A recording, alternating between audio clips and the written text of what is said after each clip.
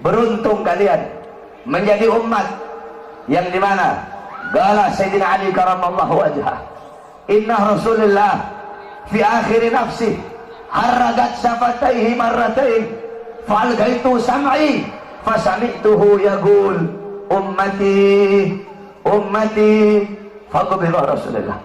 Sayyidina Ali berkata, Nabi Muhammad pada saat detik-detik terakhir nafasnya, aku melihat bibir beliau menggerakkan dengan 2 kali gerakan. Aku dekatkan telingaku, aku mendengar beliau berkata, ummati ummati umatku umatku, kata Nabi Muhammad SAW. Bahkan pada saat detik-detik terakhir nafasnya, Nabi Muhammad masih memikirkan kalian sebagai umat. Ketika itu Nabi Muhammad terbaring sakit di kamar yang biasa beliau tiduri di rumah Sayyidatuna Aisyah radhiyallahu anha. Allah berkata kepada Jibril, wahai Jibril, turun kamu sampaikan kepada Muhammad, aku berikan kepada dia 2 pilihan. Apakah dia akan memilih aku atau dia memilih kehidupan dunia? Kalau dia memilih kehidupan dunia, akan aku panjangkan umurnya. Tapi kalau dia memilih aku, sampaikan kepadanya, pada hari ini akan datang ajalnya. Turun Jibril membawa firman tersebut. Kemudian Jibril menyampaikan, ya Rasulullah, Allah memberikan kepada kamu 2 pilihan. Apakah engkau memilih Allah atau memilih dunia? Kalau engkau memilih Allah, pada hari ini akan datang kematianmu. Kalau kamu memilih dunia, Allah panjangkan umurmu. Apa kata Nabi Muhammad? Wahai Jibril, sudah tentu aku lebih memilih Allah. Bagiku kehidupan sebenarnya bukan dunia. Kehidupan sebenarnya bagiku ketika ruhku berpindah menghadap Allah subhanahu wa ta'ala. Pergi Jibril membawa kabar tersebut. Kemudian Allah memanggil Israel, wahai Israel, wahai pencabut nyawa, turunlah kamu ke dunia. Pasang muka yang paling bagus, pasang wajah yang paling bagus. Kamu akan mencabut nyawa makhluk yang paling mulia, yaitu Nabi Muhammad. Kamu cabut nyawa dia, itu pun kamu izin dulu kepada dia, mau tidak dia dicabut nyawanya. Kalau dia mau kamu cabut, kalau dia tidak mau kamu kembali kepadaku. Turun Israel membawa perintah Allah untuk mencabut nyawa baginda Nabi besar Muhammad. Israel berdiri di depan pintu rumahnya Nabi. Israel tidak berani langsung masuk rumahnya Nabi. Israel berdiri di depan pintu rumah Nabi Muhammad. Israel mengucapkan salam, assalamualaikum ya Rasulullah, assalamualaikum ya Habibullah, assalamualaikum ya Safiyullah. Pintu rumah dibuka oleh Sayyidatuna Fatimah. Sayyidatuna Fatimah putrinya Nabi membuka pintu rumah tersebut. Siti Fatimah berkata, siapa engkau? Apakah engkau tidak lihat ayahku sedang terbaring sakit? Israel menjawab, aku yang memisahkan anak dengan orang tua, aku yang memisahkan orang tua dengan anak, aku yang memisahkan suami dengan istri, aku yang memisahkan istri dengan suami, aku yang menjadikan anak-anak menjadi yatim, aku yang menjadikan istri-istri menjadi janda, aku yang meramaikan kuburan, aku pemisah antara kehidupan dan kematian. Aku adalah Israel. Allah memberikan mandat kepada aku untuk mencabut nyawa seluruh makhluk, dan aku datang ke sini untuk mencabut nyawa makhluk yang paling mulia, baginda Nabi besar Muhammad. Siti Fatimah lari menangis. Siti Fatimah kembali ke pangkuan ayahnya. Siti Fatimah berkata, wahai ayahku, engkau akan wafat. Wahai ayahku, kau akan meninggal dunia. Israel sudah ada di depan ingin mencabut nyawamu ya Rasulullah. Rasulullah berkata, jangan kau bersedih wahai Fatimah. Wahai Fatimah, ketahuilah, setelah kematianku, engkau adalah manusia yang pertama kali akan menyusulku. Setelah kematianku nanti kelak, engkau adalah manusia yang pertama kali masuk surga setelah aku. Siti Fatimah mengusap air matanya. Datang Israel berdiri di hadapan Nabi Muhammad. Israel berkata, ya Rasulullah, dengan segala kerendahan hatiku, aku datang kemari untuk mencabut nyawamu atas perintah Allah. Aku izin dulu kepadamu, apakah engkau mau dicabut nyawa? Kalau engkau mau, aku cabut. Kalau engkau tidak mau, aku kembali kepada Allah subhanahu wa ta'ala. Nabi Muhammad berkata, ya Jibril, wahai Jibril, aku belum puas meninggalkan umatku kalau belum diberi jaminan oleh Allah subhanahu wa ta'ala. Nabi Muhammad masih memikirkan nasib kita sebagai umat.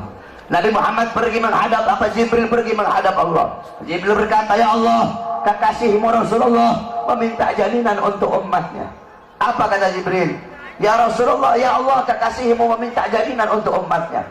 Allah berkata, Allah berfirman, fa'auhallahu ta'ala ala Jibril, basyirhu ya Jibril, innahu awwalu nasin kharijun minal ardi idha bu'isu wa sayyiduhum idha jami'u fabasyirhu innal jannah muharramatun alal umam qabla an tadkhuluha ummatuh.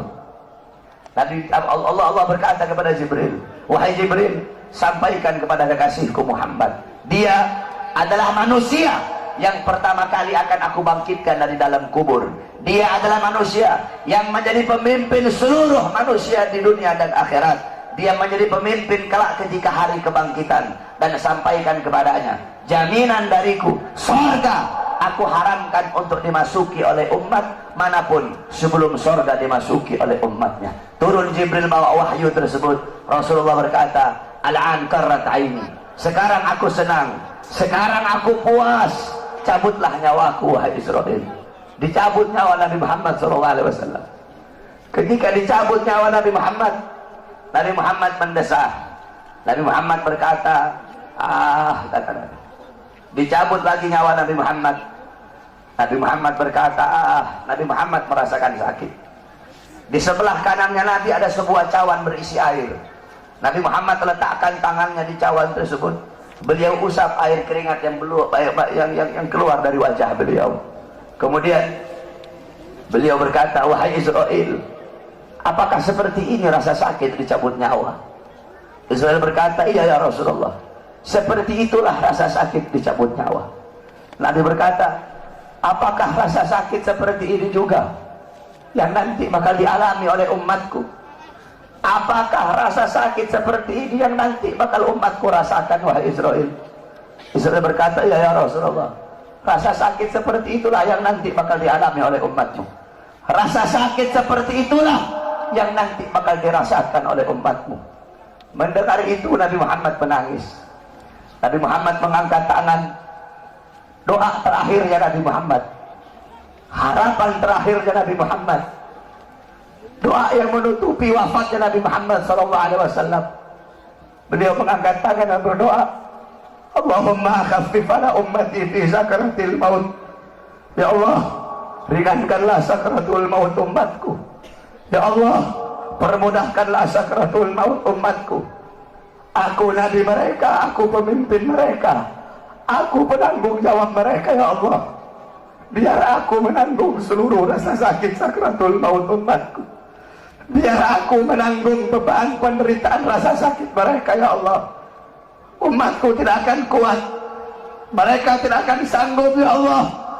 Biar aku Muhammad menanggung rasa sakit sakaratul maut umatku. Apa yang telah kau lakukan untuk Nabi Muhammad? Apa yang telah kau korbankan untuk Nabi Muhammad? Nabi Muhammad berjuang untuk kalian.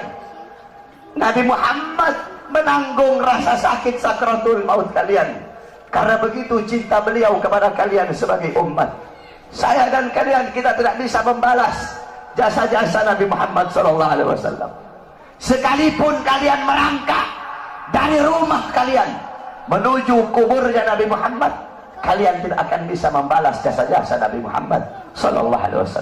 Oleh karena itu saudara-saudaraku sekalian, setelah Nabi Muhammad wafat, banyak para sahabat-sahabat yang tidak kuat hidup. Ada sahabat yang berdoa, ya Allah, cabut kedua mataku. Untuk apa lagi aku melihat? Nabi sudah wafat, cabut kedua mataku. Aku tidak lagi mau melihat selain memandang wajahnya Nabi Muhammad. Ketika itu juga dia dibutakan oleh Allah Subhanahu wa ta'ala. Ada yang angkat tangan, ya Allah, cabut nyawaku. Aku tidak lagi mau hidup. Untuk apa aku hidup? Nabi Muhammad sudah wafat, cabut nyawaku ya Allah. Ketika itu juga Allah cabut nyawanya.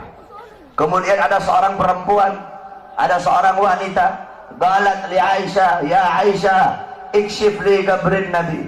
Wahai Aisyah, bukakan untukku kuburnya Nabi Muhammad. Dibuka kuburnya Nabi oleh Siti Aisyah. Masuk ini perempuan, fabakat hatta matat. Wanita ini menangis depan kuburnya Nabi sampai dia mati saat itu juga.